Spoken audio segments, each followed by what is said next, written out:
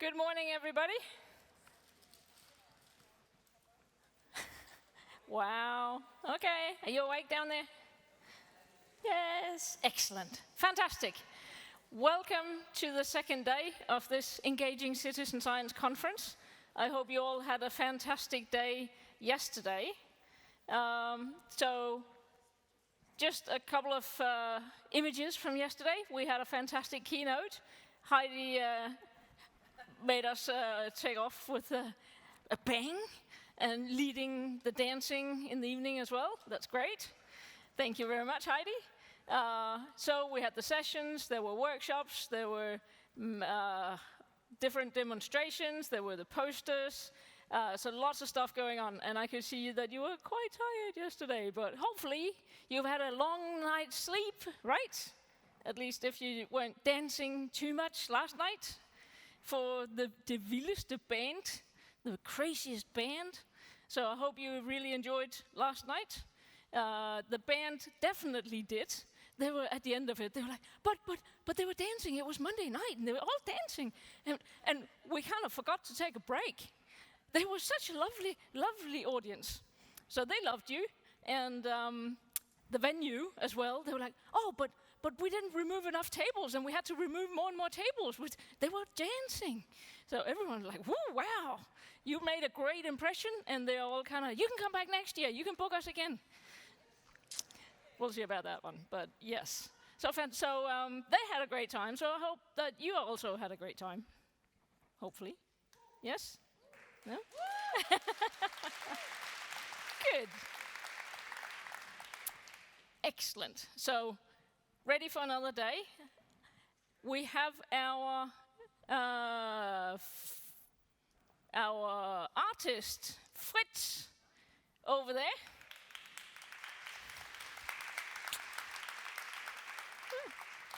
So this drawing is actually from our first citizen science conference here in Denmark back in 2019, where he was also drawing lots of stuff. So he is really our citizen science artist in Denmark. So we're very happy that he's here for this as well. Some of you would have met him yesterday. He's here again today. We're going to put all the drawings out, and we'll send you a link, and you're welcome to use the drawings for anything that you would like. Yep. Fritz is going to put them up on the poster wall in Theilade before lunch. So during lunch, you can go up and have a look and see what is coming out of this conference. So today's program, you all here, that's fantastic. After this, we'll just introduce the session in a little bit. Then there is a coffee break. We know you probably need even more coffee today than you did yesterday, so hopefully you're already kind of stocked up on the first cup of coffee. There's more coffee. Then we have a workshop session. So this time there are 5 workshops, 5 parallel workshops. You have to choose again. Yesterday there were a lot of people wanted to get into certain workshops, so please accept that if the door is closed, we're sorry, but we have the space that we have available. So, be there on time, then you're pretty sure to get in. Otherwise, it's too bad. Then we're back to Theilade, where we had lunch yesterday. And good morning and welcome to those of you who are joining us today who were not here yesterday. Now you've seen what you missed, so we have another great day ahead of us. Theilade and also the rooms down through the wardrobe, under the tunnel, and the rooms over there. There are signs and our lovely student helpers. Stand up, Lucas. They are running around in those blue t-shirts with the crew on the back, so if you're lost or anything, need any help, find one of these guys. There's always somebody at the registration desk and always somebody in the wardrobe. So this afternoon, we then have the dialogue roundtables. There are a lot of concurrent sessions. We do realize that, but they were so good. We didn't want to, kick anything out. So hopefully, find whatever suits you. So the way the dialogue tables work is that there is a student helper in each room. They each have one of these. You know these by now, I think. The little whistles, they're very efficient. We will start at 5 past, so 13:35, and go for 20 minutes. So the first 5 minutes is an introduction to what it's about at whatever table you choose, and then it's a round table dialogue. So it's a discussion. They might ask you some questions they would like feedback on, certain things. They have set it up themselves, however it's going to run. Then there is a little whistle after 20 minutes. Then you have a 5-minute break to move to the next round table of your choosing, obviously.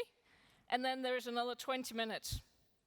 And after that, there's another 40 minutes of just free roaming, like we did at the demos yesterday. You can walk around, chat to anyone you like. So hopefully that gives you time to cover most of what you would like.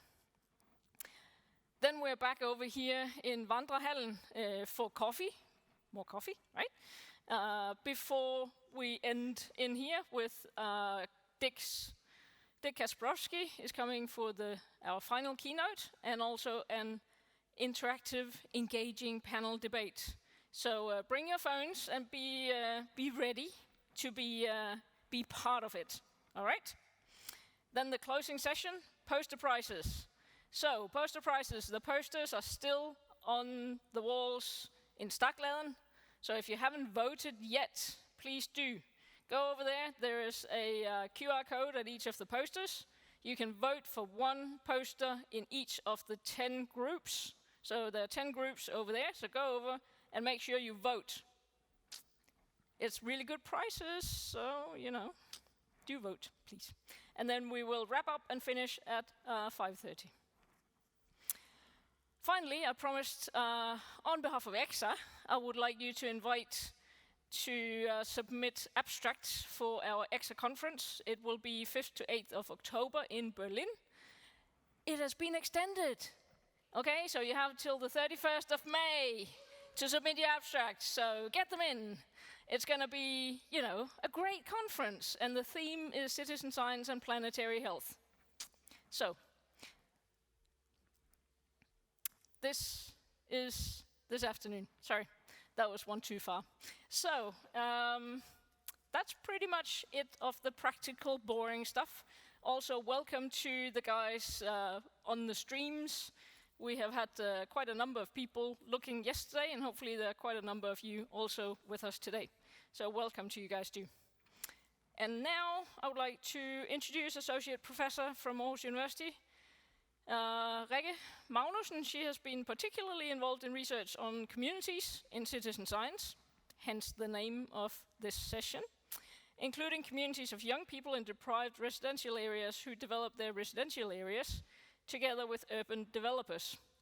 And so Aalborg University is co-sponsoring this conference with Novo Nordisk Foundation, so huge thank you to Novo Nordisk Foundation who made this possible at all.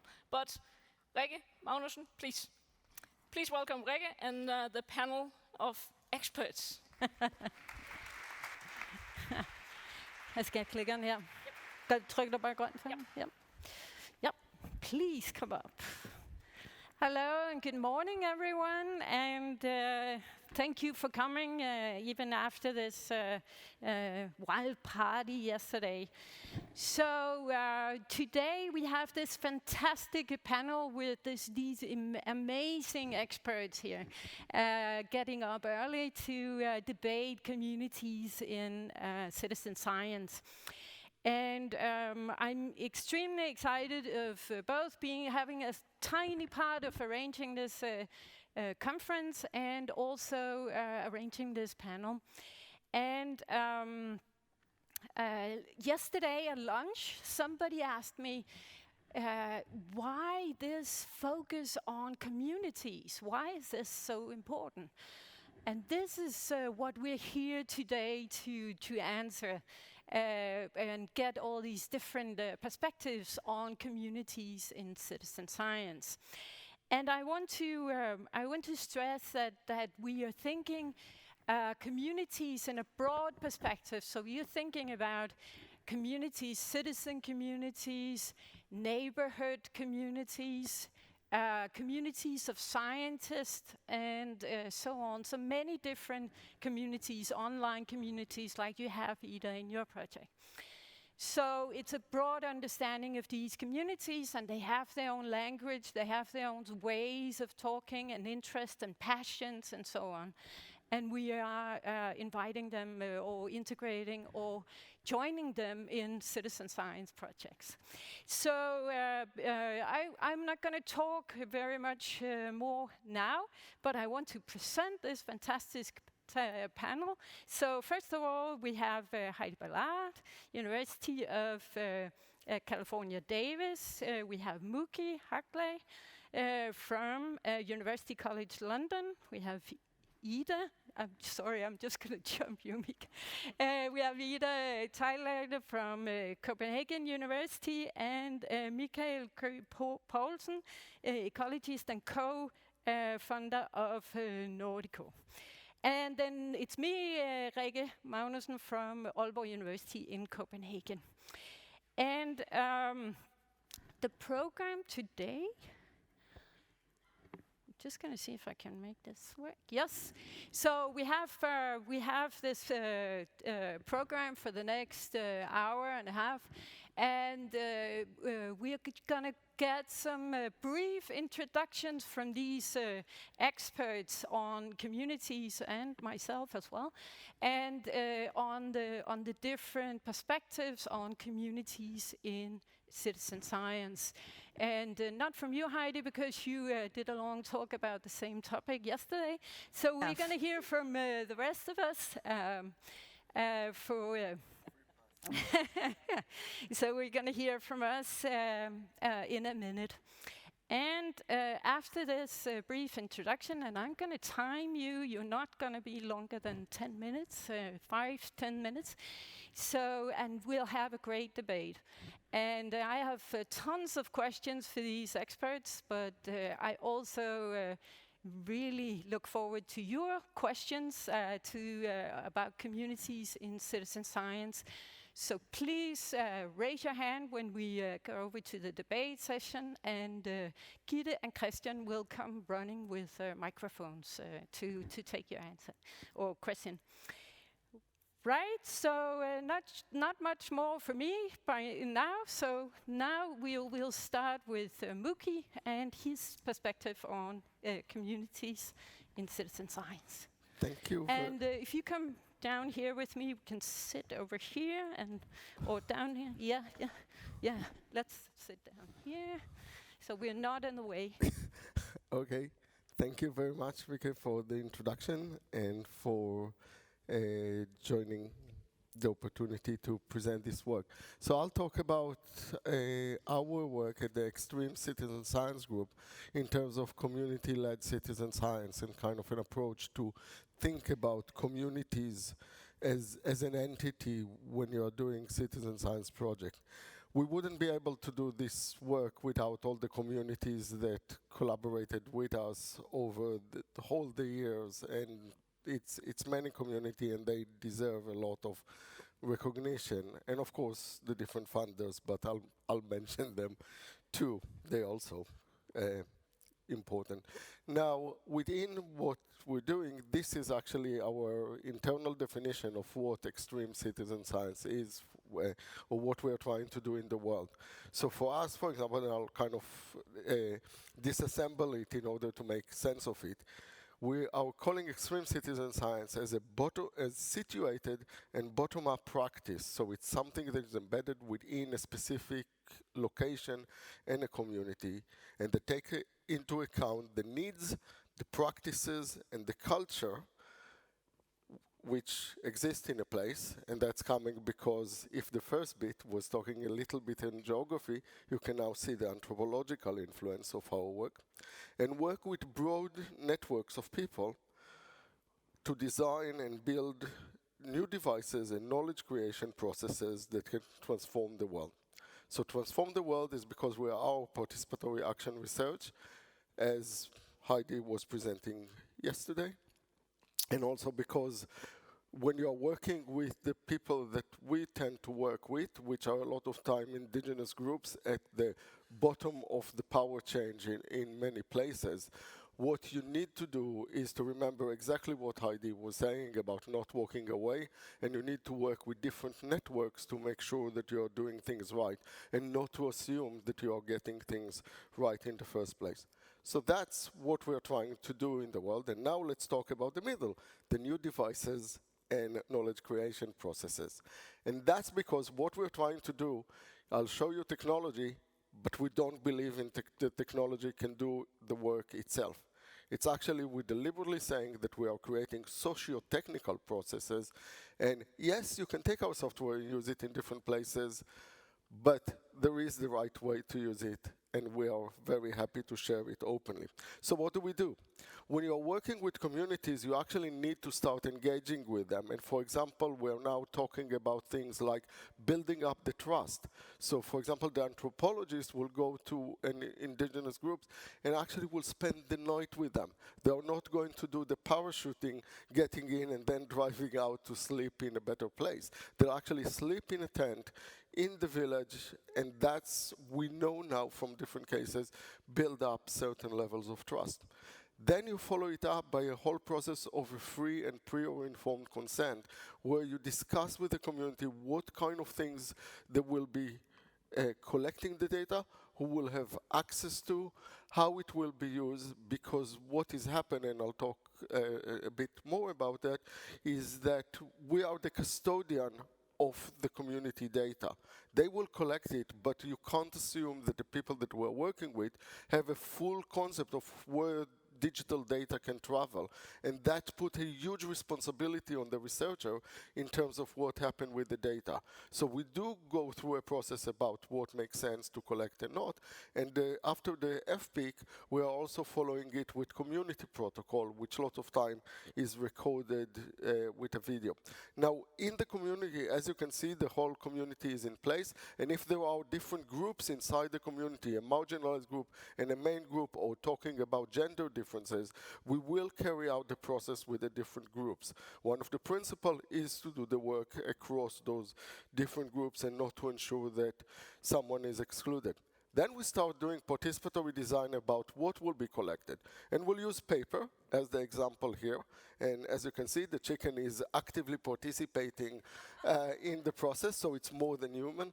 No, not really, but that's a way to present it. And to group information into different categories. We have also cases where people are drawing things in different ways, even on the mud, and now we are sometimes creating images that people are using.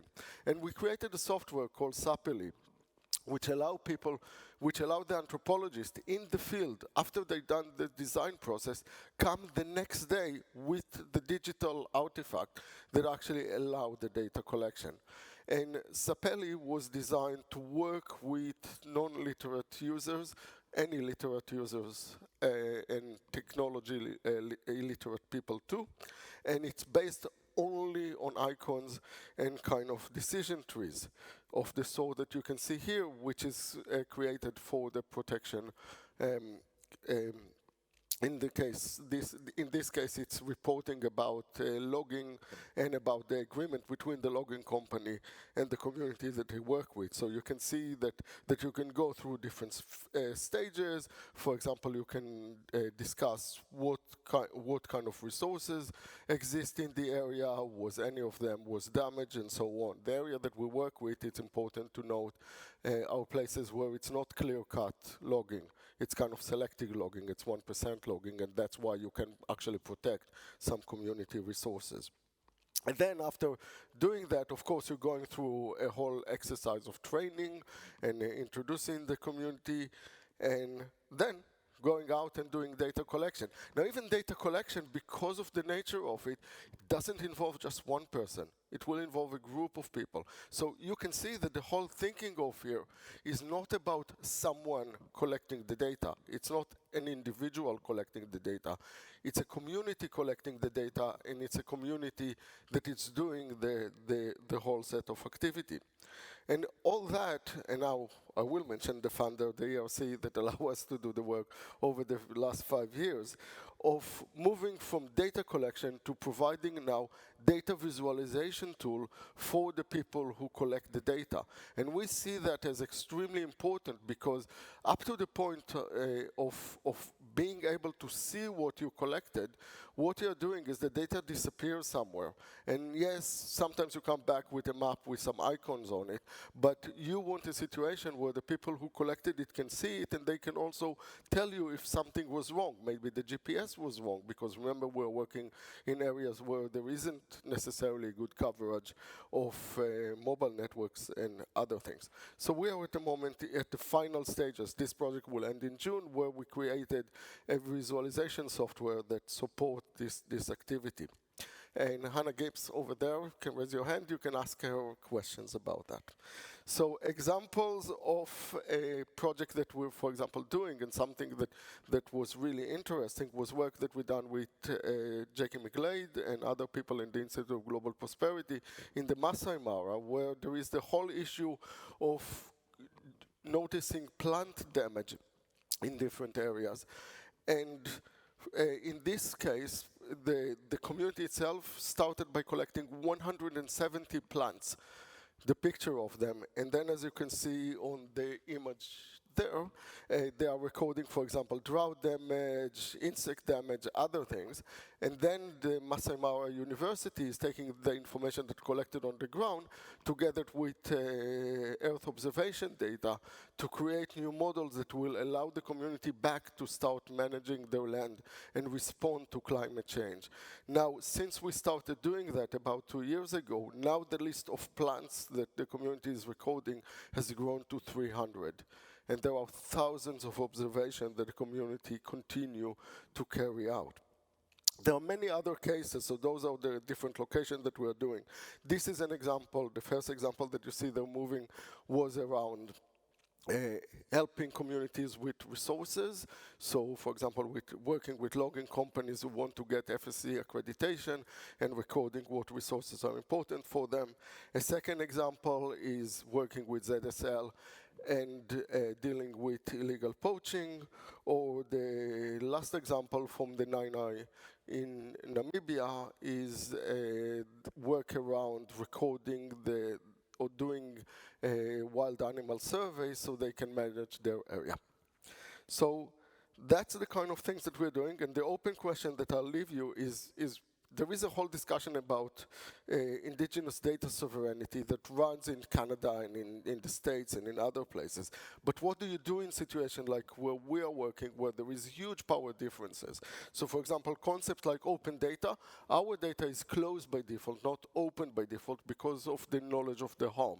What do you do with ownership and management of it? How can you communicate the full risks and benefit when conceptual framework are absent? And that's true not just for our community, but for any community around the world.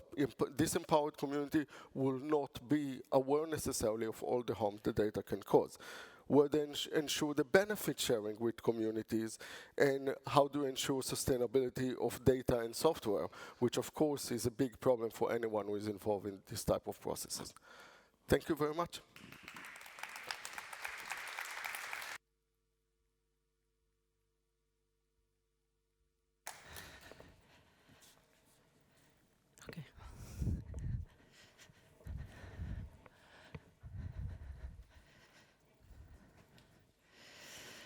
So thank you, Muki. I will try to continue from where you left. And actually our project from Cambodia builds very much on the work of Muki and his group.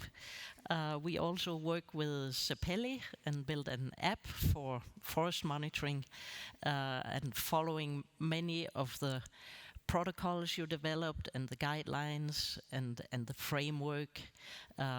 So what I will do here is more to present the case, and maybe we can use the case in our discussions.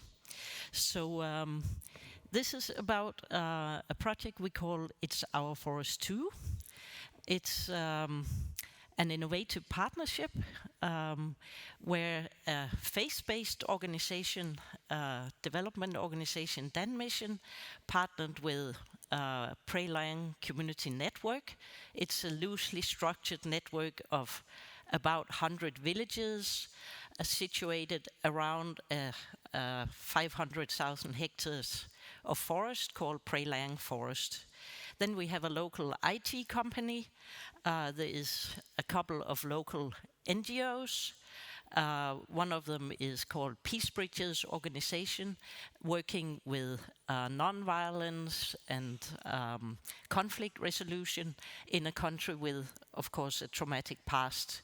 And then University of Copenhagen. So it's a quite odd assemblage of organizations, you could say.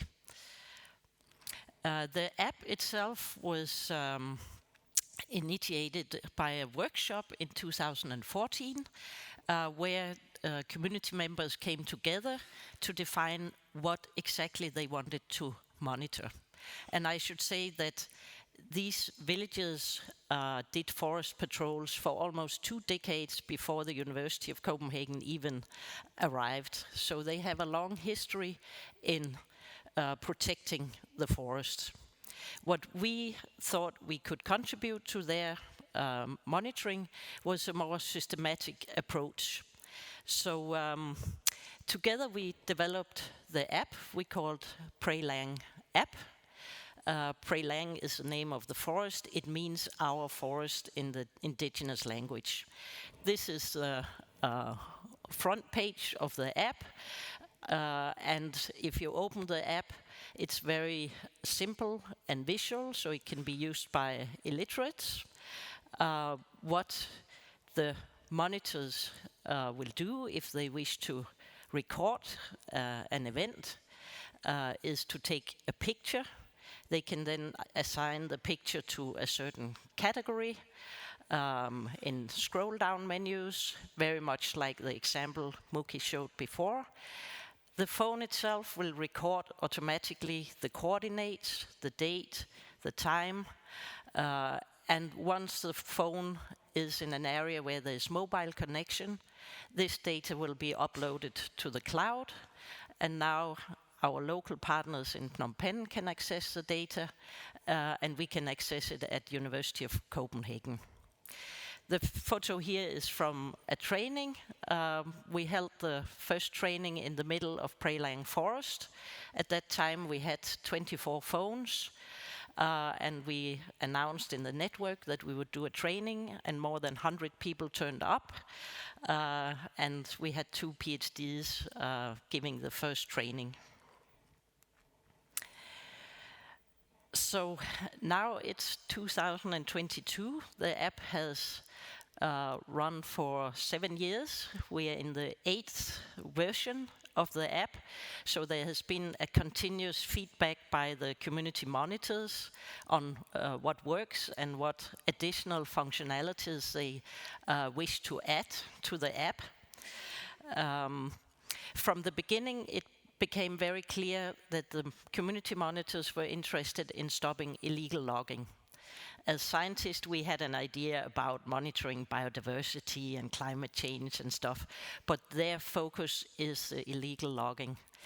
To date, we have more than 30,000 events documented and geo-referenced. We think that one of the advantages of this app and way of working is that we have this simultaneous monitoring and documentation with enforcement of the forest law. So what the forest patrols do is that they confiscate illegal equipment like chainsaws and tractors. They arrest people, they take reports, they take fingerprints. They send the reports to the authorities. And of course, you could say, how do they confront illegal loggers? Can it be dangerous?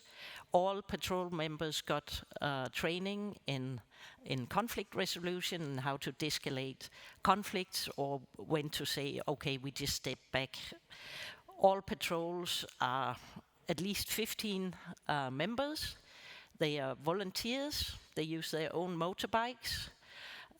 They go in groups to have security in numbers. whenever there are funding available, the network will pay a small, like $5 for food and diesel for a 5-day patrol. So it's very much self-driven patrols. What we do with the data collected by the app, we have Dimitris somewhere here, who is our data manager at the back from Forest and People's organization. So Dimitris is the, you could say, data wizard, analyzing the data together with students from University of Copenhagen. Dimitris helps write up the reports. Before anything is published, it goes back to the Prelang Community Network. We discuss with them, did we interpret the results in the right way? Is this what you want to publish? What about the timing? Some of this is hugely sensitive in the political situation in Cambodia. And then we publish monitoring reports in English and Khmer.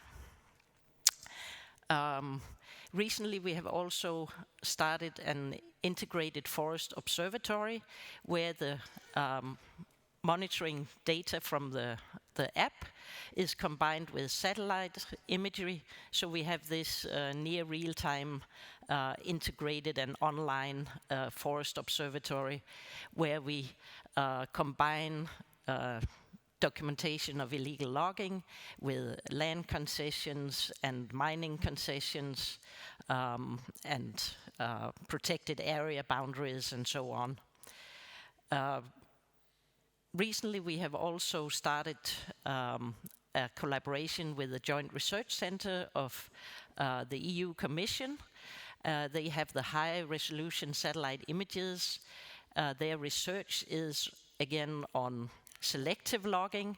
So is it possible to identify when a single tree is logged in a dense canopy? And we can see the changes in pixels on the satellite images. But of course, in Milan, where the Joint Research Center is, they don't know, was this logging? Was it a natural tree fall? Was it wind? But we have the community monitors. They're living there. We can give them the coordinates, and the patrols will go out and ground truth what is happening in that exact pixel. So that's the community monitors becoming a real, I would say, part of the research community. And communities, I think, is at the heart of this initiative. We have the forest patrols as a center, but we also have started to work with faith-based communities. So we work with monks. We of course have the researchers. Here is Dimitris attending an international conference, and we have the larger civil society taking part in demonstrations or actions in Cambodia. This is from the COP in Paris, and I think what is also important is not that we as researchers only visit the communities, but the communities also visit events in the international community. And Supek here said, after being part of the COP in Paris, before I thought we were the only people with these problems of illegal logging. Here he was on the stage with Chief Raoni and Maasais, and he suddenly felt part of a bigger movement. So I think this bringing communities together is something we should remember as well. Yeah, with that I will finish. This is one of the forest patrols. As you can see, it's a diverse group of people, students, academics, scholars, filmmakers, preachers, youth groups, everyone coming together. Thank you.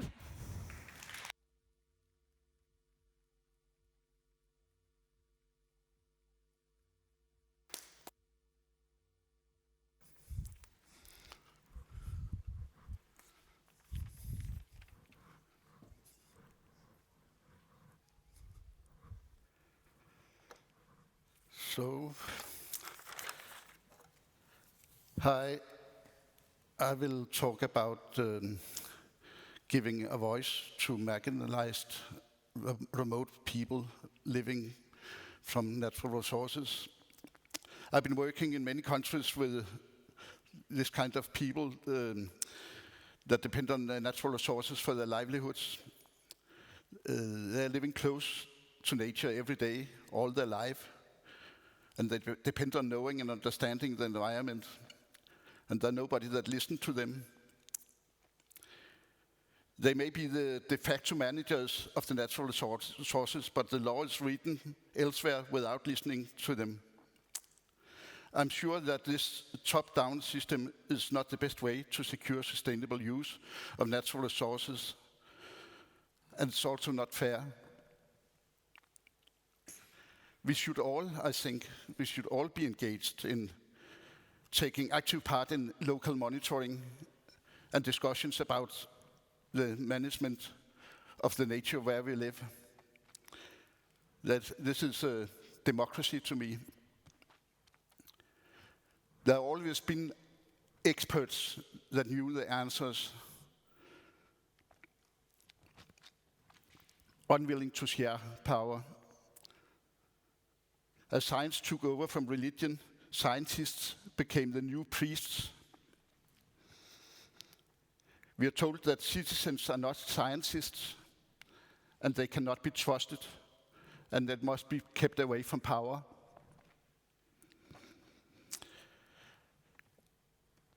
I will tell you about experiences from Greenland. It could be many of the other places I've been working, but there will not be time to cover more. And we can perhaps discuss if this is relevant in Denmark or elsewhere in the developed world here, where we are not so dependent on the natural resources for our daily livelihood. Okay, the prejudices I hear against hunters and fishers in Greenland are that they cheat and they lie. This is explained something like this. Before, there were very few people in Greenland. They were living a hard life using primitive equipment, and their hunting had very little impact on wildlife populations. They had to take everything they could. Only with that approach, they could survive. Now they have fast boats, echolocation, high-tech rifles, and so on. They kill and destroy. They will never understand the concept of sustainable use. And of course, we should not listen to them. They must be excluded from power, and they are excluded. Greenland was a Danish colony. Now Greenland have self-rule, but little have changed for the small communities far away from the center of power in Nuuk. More than 300 scientists works on monitoring the environment in Greenland. The Greenland Institute for Natural Resources in Nuuk, with some maybe 100 scientists. And here from Aarhus alone, you have the Greenland Ecosystem Monitoring Program sending 75 scientists to Greenland every year. Still, Greenland is huge, and the time they take a few samples cannot tell us what is going on. The management of natural resources is decided in Nuuk based on advice from these scientists without listening to the users and the people living there. So how can we engage these hunters and fishers? How can we co-create with communities? How can we get a dialogue with them? How can we give them a voice? Yeah, this is about equity. The remote communities should be recognized, given a voice, a fair share of the natural resources. So I will continue. This is a story I heard coming to Greenland. It's about the reindeer, caribou.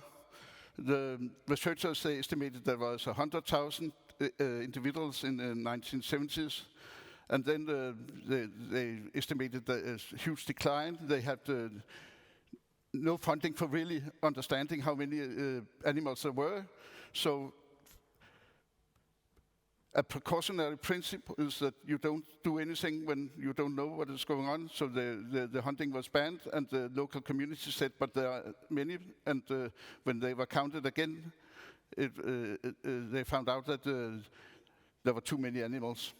So I heard that story, and I asked them around in Greenland, have you heard about this? And all the hunters and fishers, they tell the same story about this. So that's how they see things are going. So Pisuna is our try to go out and listen to these hunters and fishers and finding out how can they monitor and report on what they know in a way that they can communicate it on to the decision makers. And partly we are successfully, and partly we are not hurt at all. We can go on. How is it happening? It's so this is like the way it's done, not in Greenland, but everywhere I work. Contact the community leaders and ask them if they think it was any reason for us to come and talk and tell about what we know. So the community leaders will invite interested community members, and mostly it is about listening, but you of course have to provoke with some questions. So it's about how is your living, what is important to you, do you think the rules and regulations are okay, or you can be sure that there are things they are not happy about. So we end up like listing.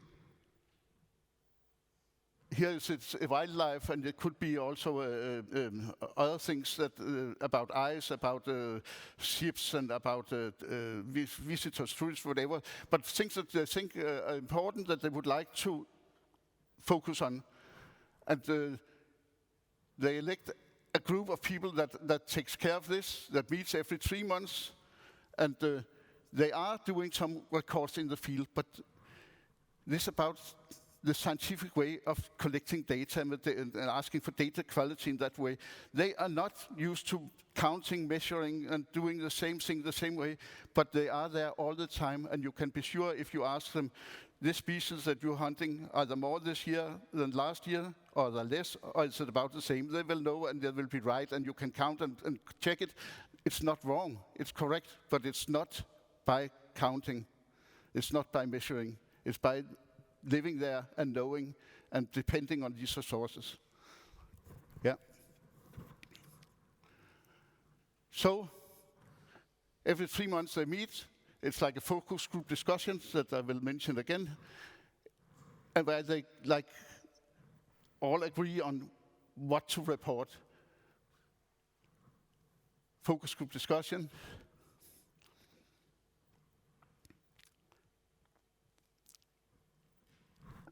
So we start at the bottom. They have the Natural Resource Council in the village that are like reporting to the village, that again are reporting up to the municipality, and that again are reporting to the national level if they think something is that important. So a short story about Atto, where we have been successful with this. Started here introducing it in 2013. Per Ole Frederiksen, I don't know, he's sitting with a black jacket there. It's a very important person because he really believes in this. Nunak is called in Greenland, and Paviarak to the left from the municipality, who also believes in this. And without these few people, we could maybe have failed totally. So this is what they do every 3 months. They fill out this. The important part is the trend for each of these resources, up or down, are the same. If there is a change, why do you think they have changed? And what do they think should be done about it? So they also advise on recommend the management changes. Here, the Nunuk is handed a prize, the Nordic Council Environment Prize in 2018 from the Prime Minister of Norway. And you also have Paviarak standing there. But in Greenland, nobody still know about this really. And then we are helping to get this data into a website, a database. And doing that, I would just mention, you heard about it before, there are some principles, fair principles about like getting reuse and get access to the data, but then you have the indigenous peoples that maybe want to protect the data, so you have some other principles there that you have to familiarize yourself with if you're going to work with this. I'm finished now. This is just to say that we try to put together all what we have learned over the years and publish it in scientific papers. And here are some of the latest things. You can find the references there. And also we have a Monitoring Matters website where we collect all these references, where you will normally go in and click and you will get a link to the paper. So it was what I had to say. Thank you for listening to me. He had a lot.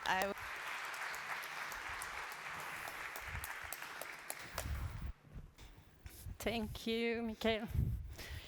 Oh, yep, there it is. Oh, I left it up there. Yes, great.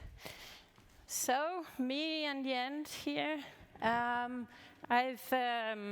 I have this picture from Copenhagen of one of the bridges. In Copenhagen, we keep building bridges, and that's also what my talk is about, building bridges between schools and communities. As Gitte said in the beginning, we've been working with projects where young people in deprived communities in Copenhagen develop their neighborhoods together with architects and urban developers. And so this is our project, Community Drive. It's just ending these days, and we're starting up a new one. And it's all about this, teaching children and young people to transform cities through community and data-driven methods. So that's what I'm going to talk a little bit about. We are collaborating with City of Copenhagen. So we are working in the areas that City of Copenhagen wants to develop. And that's area with high rates of crime, high rates of unemployed parents to these young people. Buildings are more or less falling apart and so on. So there's a lot of difficulties in these areas. And we are trying to integrate this community work into schools and see how we can build bridges between the school teaching and the knowledge in the communities. So we're using design thinking. These young people, they go out and explore their own neighborhoods together with architects. We want to bring, they are actually our experts coming into this project because they have first-hand knowledge about what it is like to live in these kind of areas. What it is to, wake up at night because there's fights going on outside or something like that. But our goal is also for them to learn some of the professional competences or core competences of these architects and urban developers. And I'm going to give an example of this. So you could say it's a hybrid competence, that they have local, strong local expertise that the City of Copenhagen are really interested in their knowledge.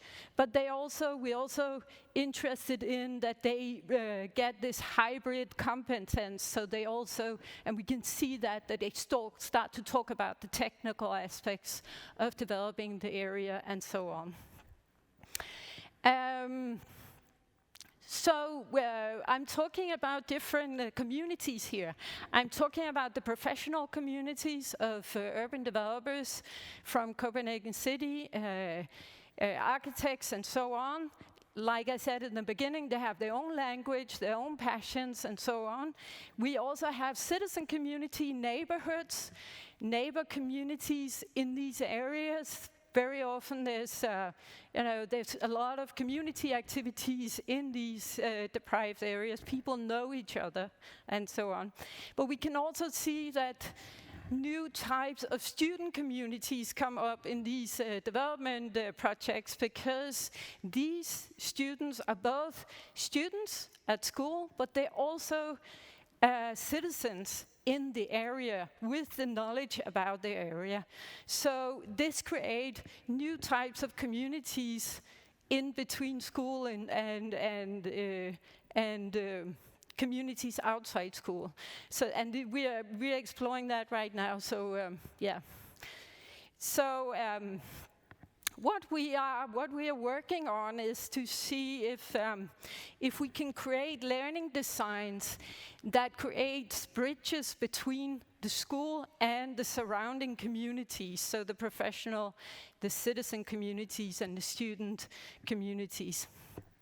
So, and what I mean about with the bridges is that it's educational designs that, for instance, integrate the neighborhood or the citizen perspective into educations in schools, or the professional perspective into school. So it's not just an event where students go out, participate in something, and then it's over. We are aiming at creating, new learning materials, new learning designs, and so on, that integrate, give, possibilities of developing these hybrid competences in school.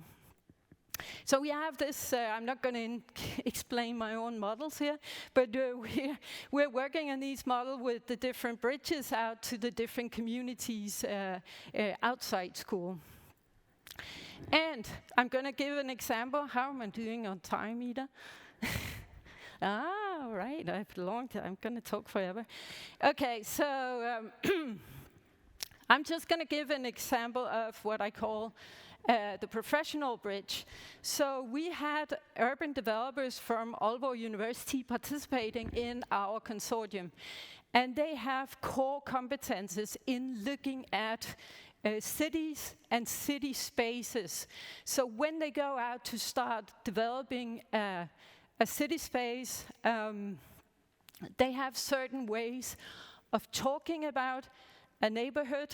They're talking about connections, they're talking about social life and so on. But they also have certain values, they have new ways of looking at the city and so on. So this is an example of the core competences of these very educated urban developers. And we invited them in together with a book publisher company, a school book publisher company, to develop learning materials on how do you look at the city when you are an urban developer.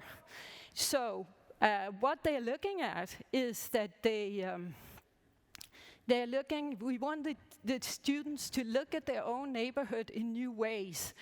So when they go out, what can be sensed? What feelings do you get in certain neighborhoods? Why do you get these feelings? So we know from urban development that people like, narrow streets, very often small squares. It's very cozy. We can sit. There's benches. We can sit together.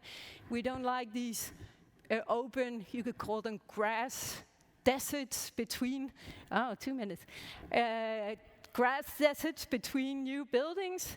So that becomes too open. We have nowhere to sort of hide.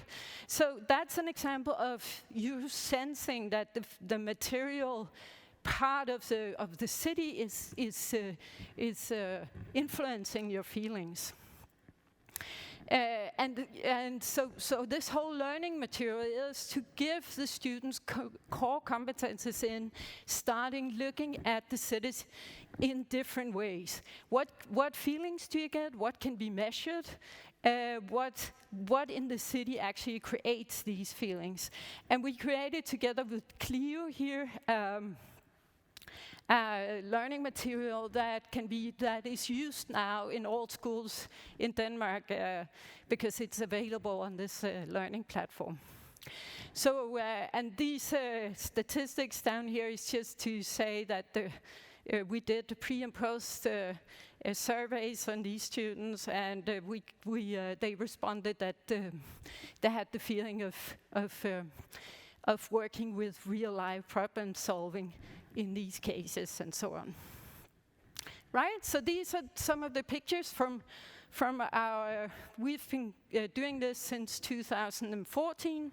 So we had this long collaboration with Copenhagen City in different deprived areas in Copenhagen. So we have young people, you can see the photos up here. They go out, take new photos of their city, where can you sit, where can you stand, things like that, new things that they never thought about in their area. They go home, they look at the data, and they build models in games and physical materials like Lego of their new cities, and they collaborate with part of the community, like this cafe owner up here to the right. Right, so that's me.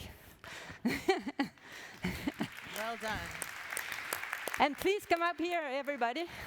It's a debate now. I run out of space in my little book. Looks like I was on time there. Yeah. Yeah.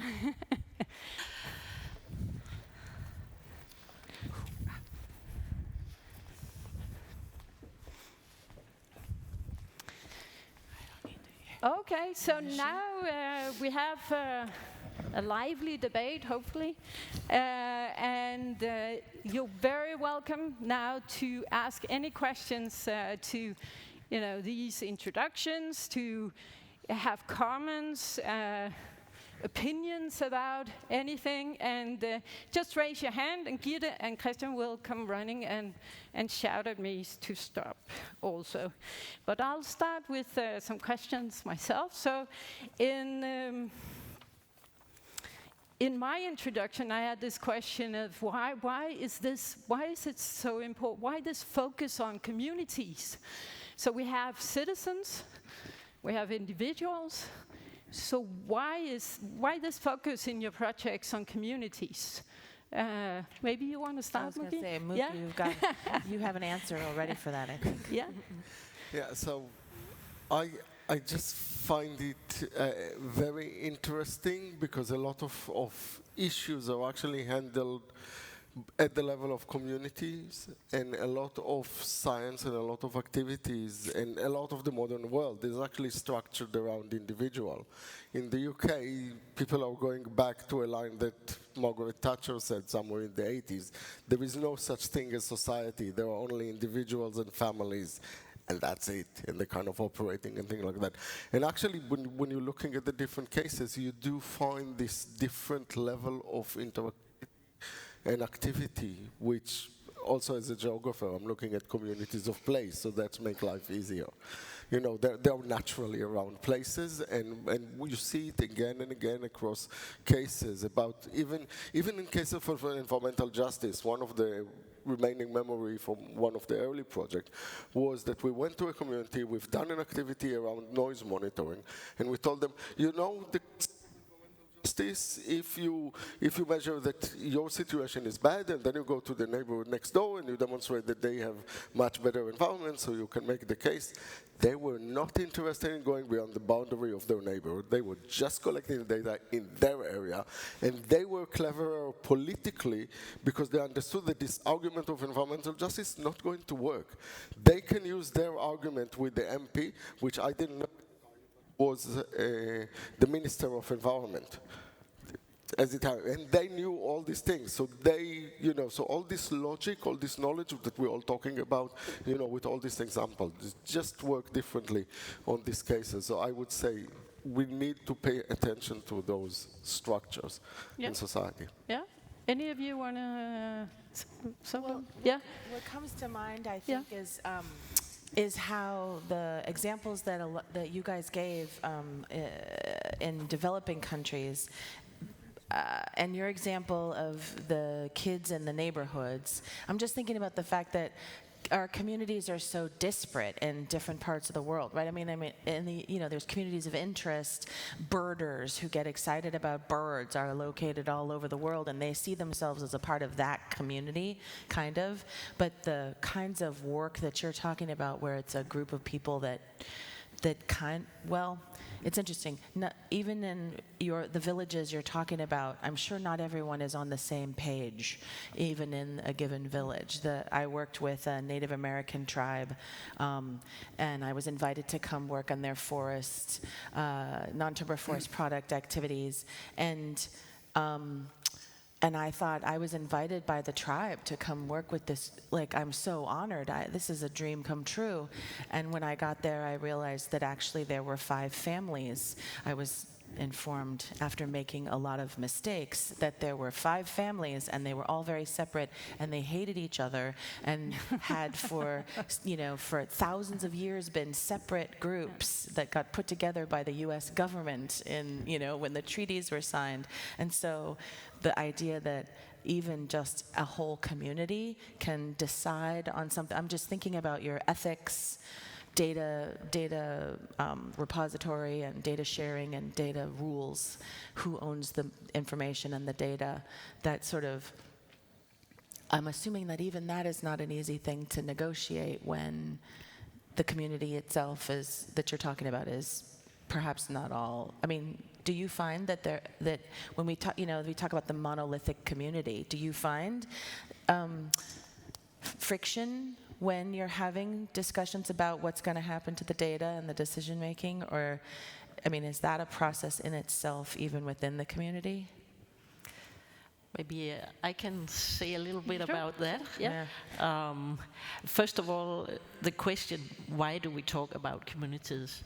I think if we are doing this citizen science because we like to see some transformative change, in our case, stop illegal logging. Of course, you don't work with one individual. It's when you're more people together and you organize yourself that you can hope to make a change. But there's also a long tradition of working in this way in especially indigenous communities. And you have these sometimes lengthy discussions. Sometimes it takes time before you move. Like you say, there can be many community meetings till very late in the evening. But that's part of it, to create that unity. And then I would say, when, for example, these forest patrols take place, that's where all these feelings you talked about yesterday, about identity, a sense of place, it's about comradeship, friendship, common cause. That's where you build the agency. So you have a common story. So this activity is at the center. And of course you can bring in new communities as well, like the Cambodian Youth Network came to us. Can we bring youth from the urban areas to join? Okay, then we have a new community and we bring 2 communities together.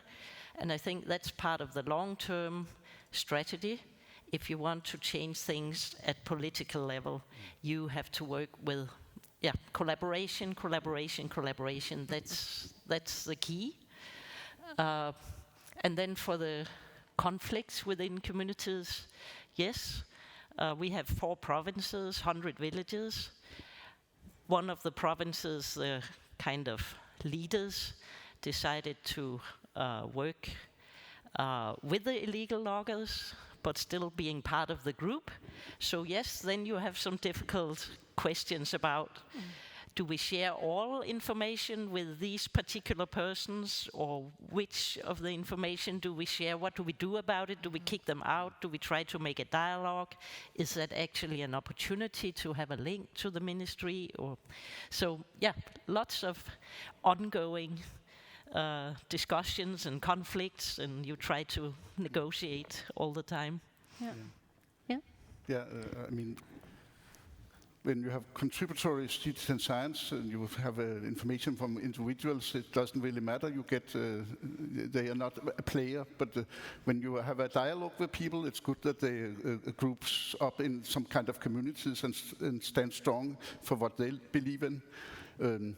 And of course, sometimes you will have communities that are you have to understand that they're not one single unit, and I have enjoyed to have social scientists coming out and looking at what was my work, and then start to talk to people and understand how well are the poor people represented, how are the elites taking over this project, and how are women, and all this.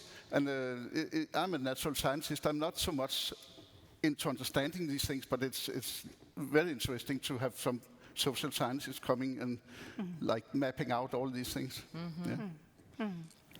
And we also, as you talked about, there can also be disagreements between the different communities. Yesterday we talked about that professionals might have, there will be different trends. For instance, in my case, in architecture, how you develop cities. You want to develop cities and squares for everybody, but the young people developing their city, they wanted, a place where they were not watched by their parents, or they can do the young thing they wanted to do, and so there can also be disagreements in the knowledge, you can say, between communities. Is that something you experience as well? Well, I think, I just go back to what Ida said about deliberative dialogue, right? And I really appreciate that idea that it's about negotiating and eventually perhaps coming to some kind of agreement or consensus, or at least marginal agreement, right? And then one of the things that it made me think about is that with participatory action research and community-based participatory research, often a really important part is to then somehow, I guess I'm thinking about in maybe more developed contexts, but come to some kind of codification or some agreement, a memorandum of understanding, and a collaborative agreement that's documented, where everybody has written down what the roles and responsibilities are of the researchers and the community members, and maybe different factions or groups within the community. Do you find in the developing context that you work in, is it all just verbal, or do you actually somehow kind of write it down, the agreements that communities come to about the monitoring work? Should I start? Yeah, please. We have in the Cambodian case, we have the basics written down. Like, for example, it's a community that owns all the data. I can't use any of the data without asking them. So we don't do any publications, press releases, social media postings, or whatever without conferring with them. But otherwise, I must say, it's not lengthy legal documents. It's very much based on working with local organizations, so you have the dialogue and meetings and discussions. And also, I think things are moving all the time. So what we write down one year, the next year the political situation has changed. So it's a new situation. So in our case, we have very little written down, other than the basic ownerships and an agreement that we talk before we move. Yeah. I just wondered. You look like you wanted to contribute to that. Yeah, also on our case, we write down things because that was through, they say, the university procedure. You're expected to do that. But actually we are recording it and relying on verbal communication. And something that you can, it's another, by the way, case of mismatch between concepts of different places. So, for example, when I put my proposal to the ERC, they are doing a very detailed ethical consideration.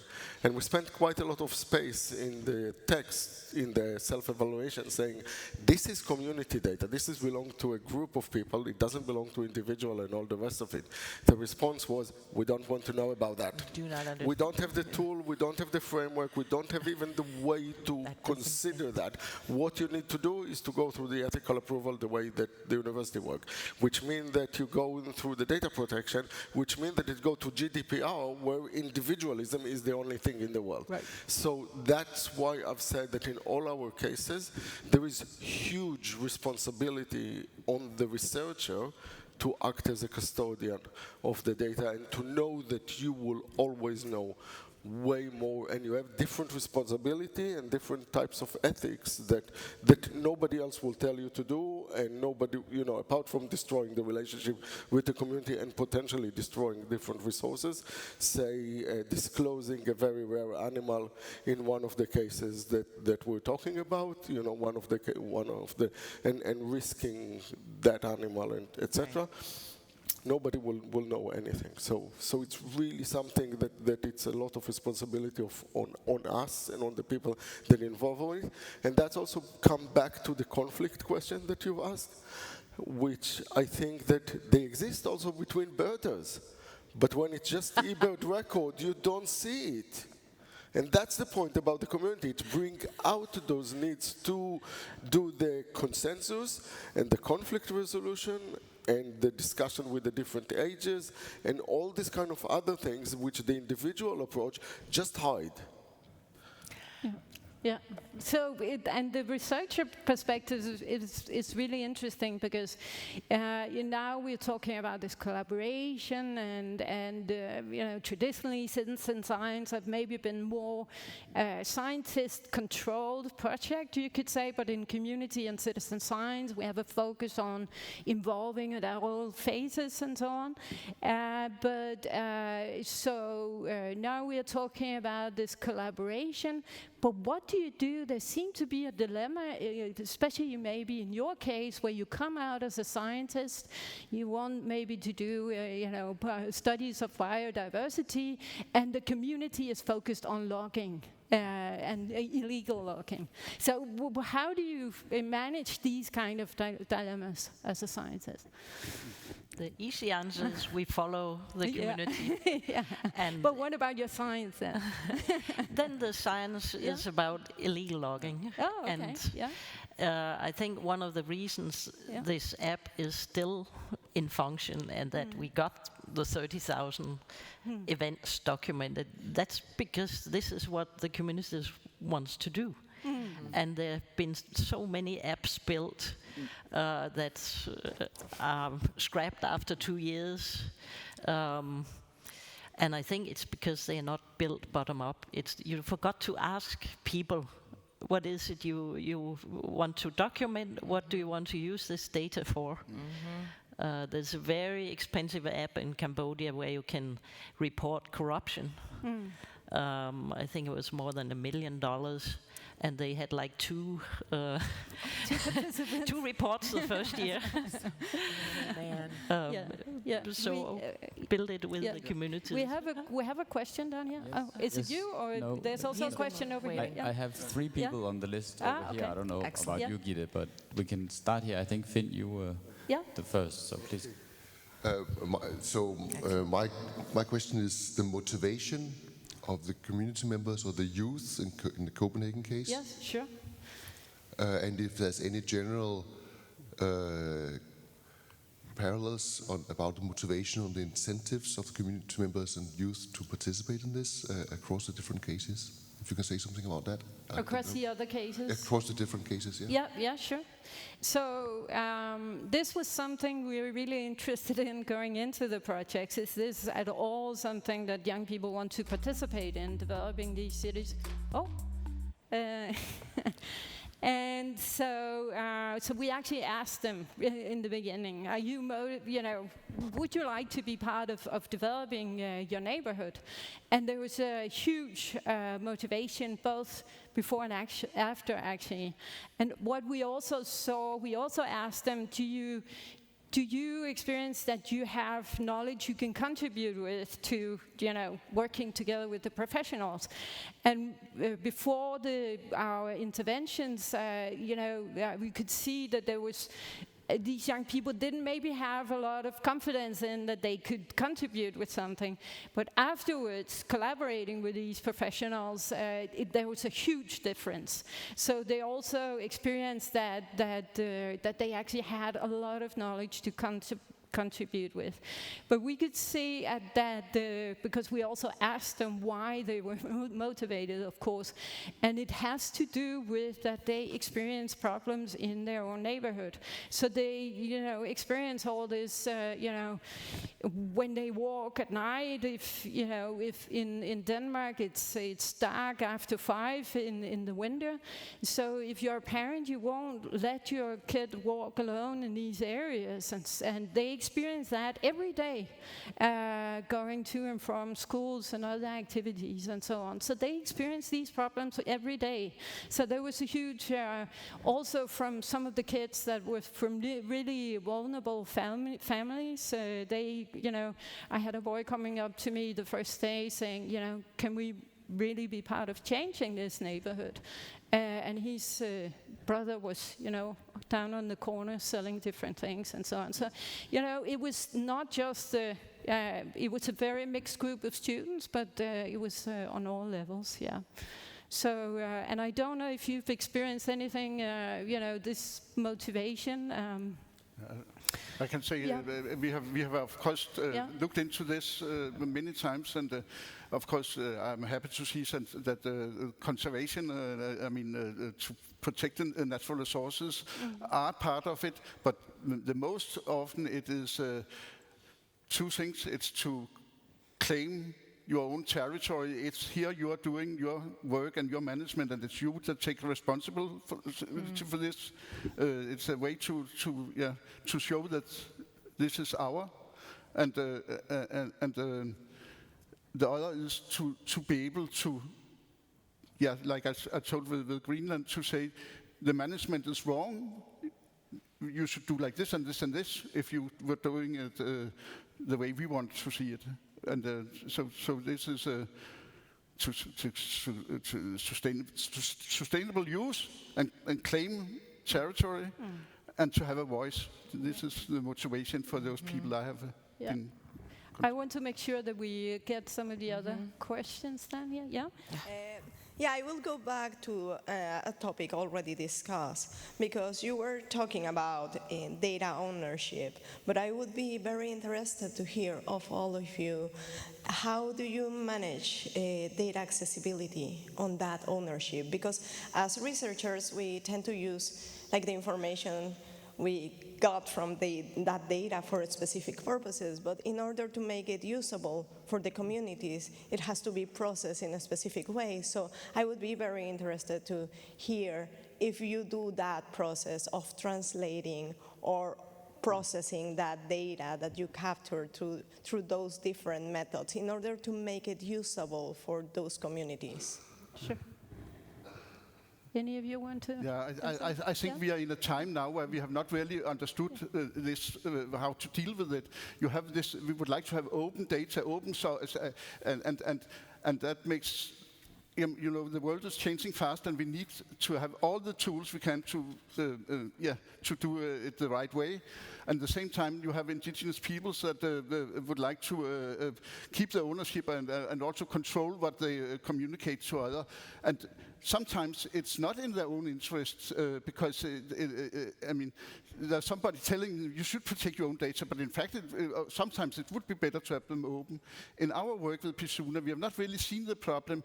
Maybe we're too small, but also I don't understand the Greenlandic language, so somebody have to translate it to Danish, and I translate it to English, and they agree that this you can put on the database. So I don't know if they have any level of keeping things away from me either, because I don't understand. Sure, sure.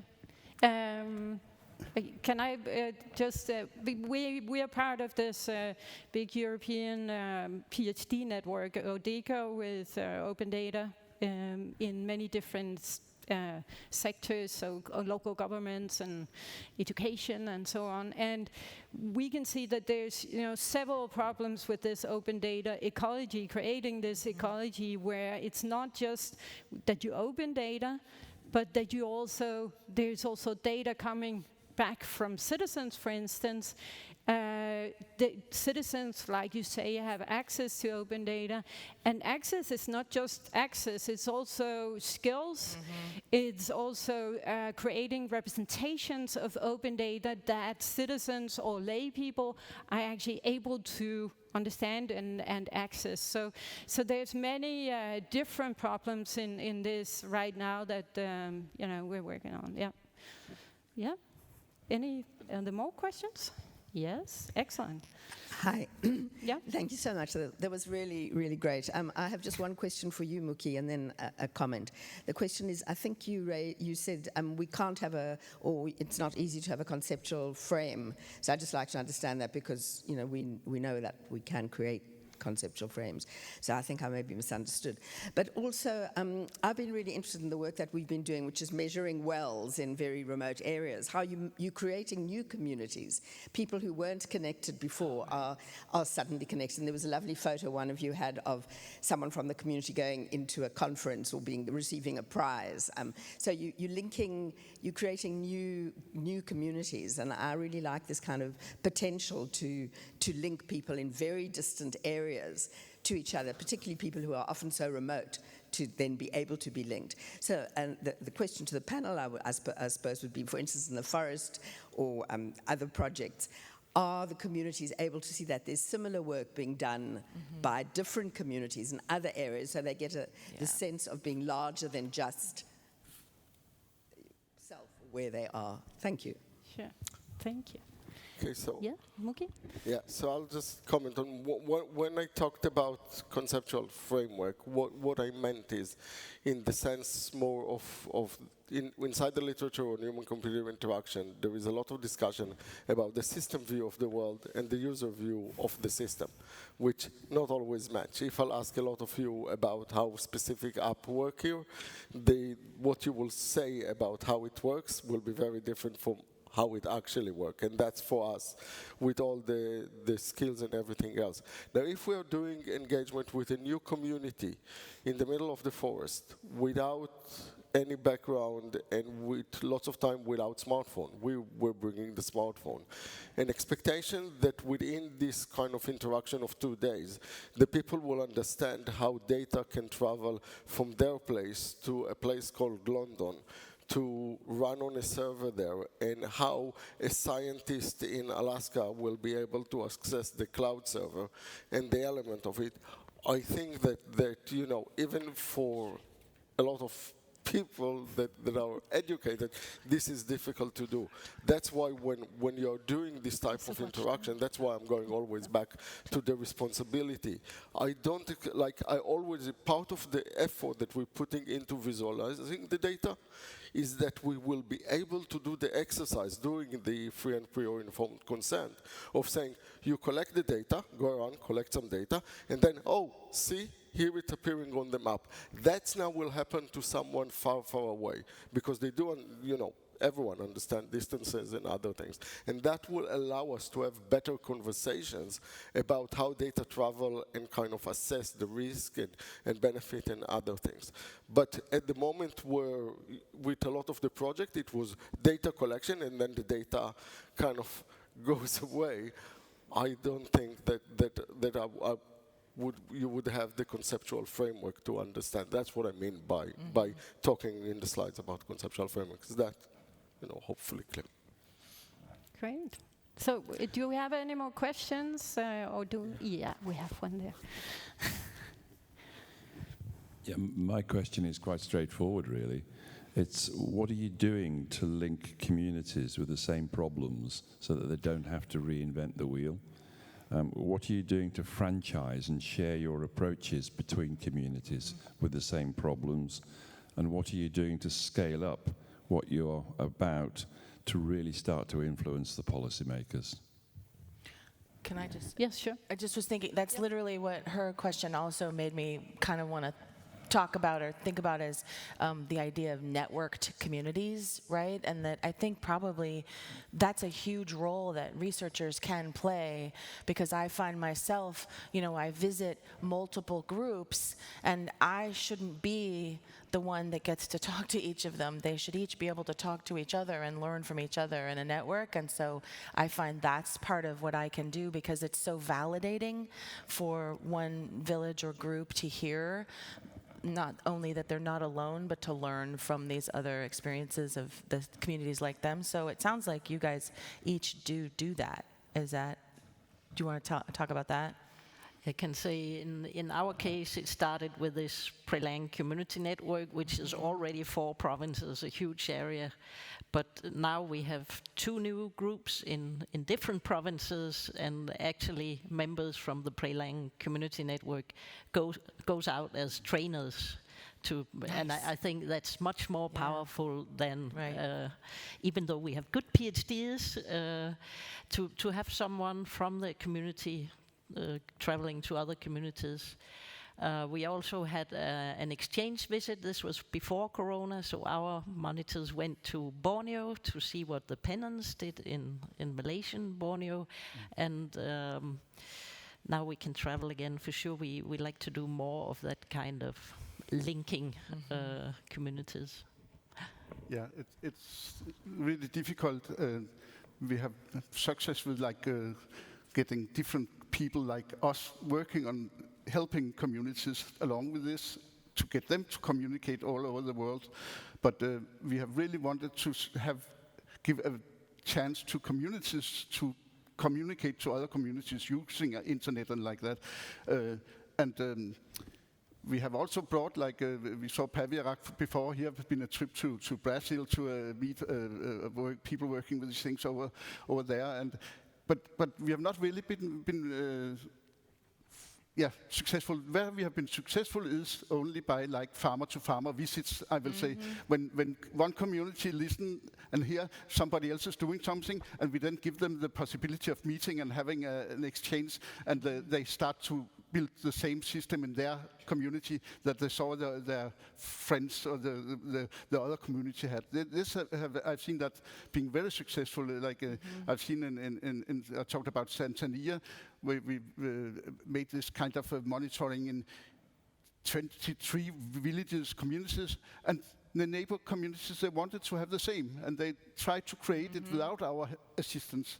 I've seen in Laos where that's a little different, but they had making fish protection zones in some communities, and the other communities, they wanted to have the same, and suddenly there were 700 of them.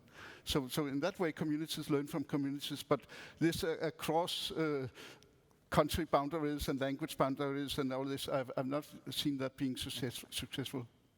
Yeah, I'm sorry, we are running out of time here now, but thank you for all the questions, and thank you to this wonderful panel. Yeah. And I think as Gitte would say, there's coffee out there now, right? Yeah. There's coffee out there. Wow. Thank you. Wonderful. Thank you.